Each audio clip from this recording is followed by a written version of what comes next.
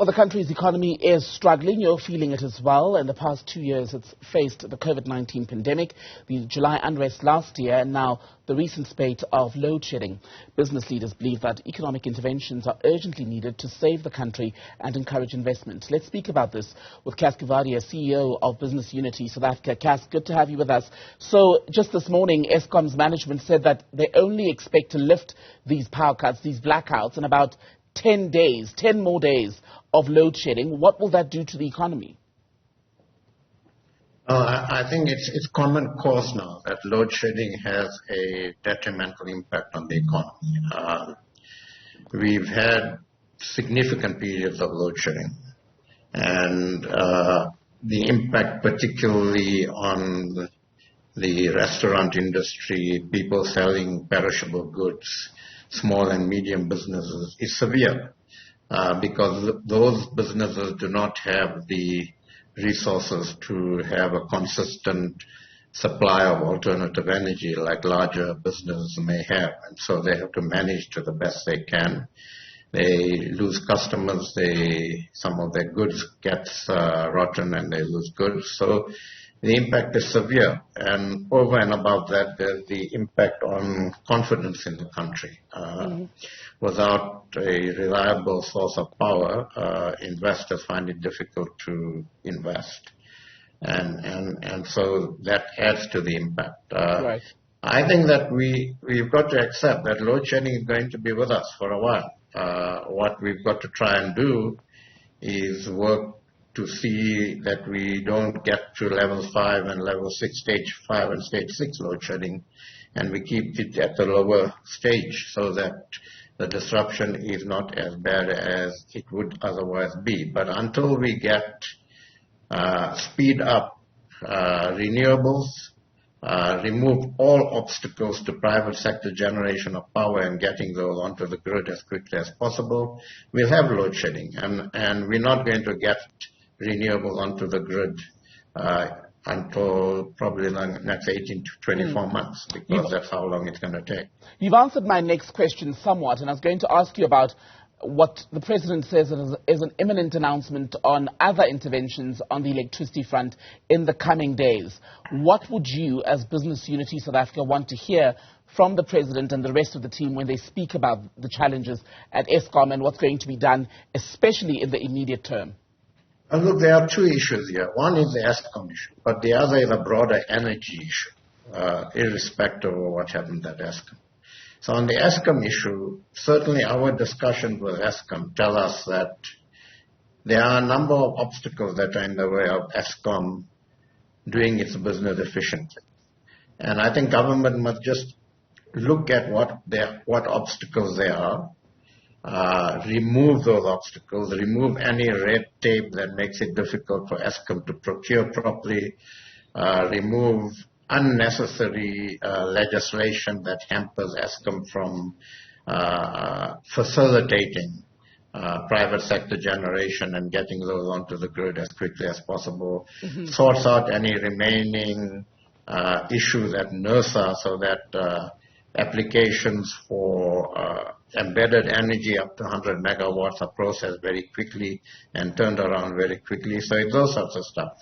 I think government also needs to send in a crack team, a law and order and intelligence team into Eskom to deal with what the CEO says are ongoing instances of sabotage, where remnants of the last regime at Eskom remain and are bent on actually creating havoc. Okay? Right. And that needs to be dealt with. So it's those sorts of issues. But on the broader energy front, as I said, sort out any problems at NERSA, be absolutely clear that we have to get as much renewable energy onto the grid as possible and remove any barriers in the way of it.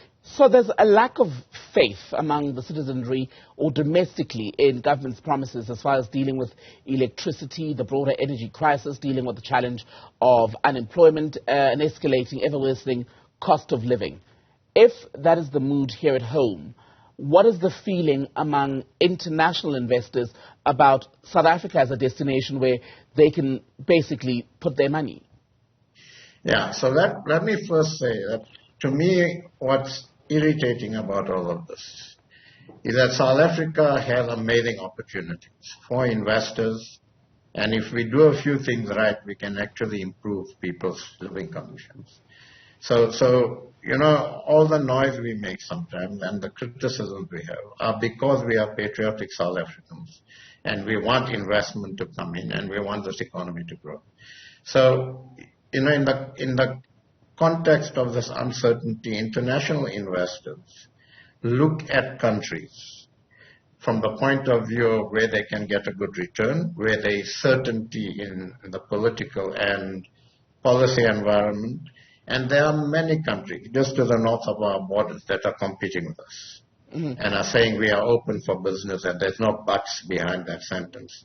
So international investors will go where they find certainty and where they can get the best income. I mean, that's what business is about. And so we've got to create the environment for that. And that's what we've been talking to government, and we'll continue to talk to government about. I think the fact that the citizenry and others do not trust government and have a lack of faith, I guess it's true. But we've got to, even under these difficult circumstances, we need a government that is stable and that can govern. Do we have one? We have serious problems in government at the moment. Let's be quite clear about it. It's a matter of public record nowadays. But it's in the interest of all of us. Without a capable government, the private sector itself can't build this economy on its own. Citizens can't govern on their own. They're not meant to govern on their own. So we have to depend on a capable government, and we've got to hold this government to account.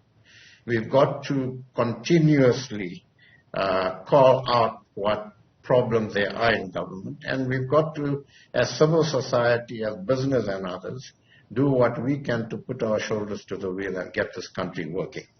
And that's what we've got to do. A final one then. We've been tracking since Friday, in fact, the anniversary of July's unrest last year. Billions of rands in losses to businesses and damage to infrastructure, not of course excluding government infrastructure. And the review has been mixed from business people about just how well they've been supported during the year or so that's passed. What's your assessment of how well we've done on that front? Well, look, I think government did provide a fair amount of support. Through Sasria there was support. But would there be a general view across all businesses that all businesses got the support that was necessary? I'm sure not. Things might have fallen through the cracks. I don't think there was sufficient resource to support, to provide the sort of support that was necessary to take care of the sort of damage that was caused. But I think within the context of limited resources, within the context of our serious fiscal constraints, I think government did its best in that regard. But obviously everybody that needed assistance might not have been actually assisted. Coovadia, good to have your time, sir. Thank you for being on Daytime Update.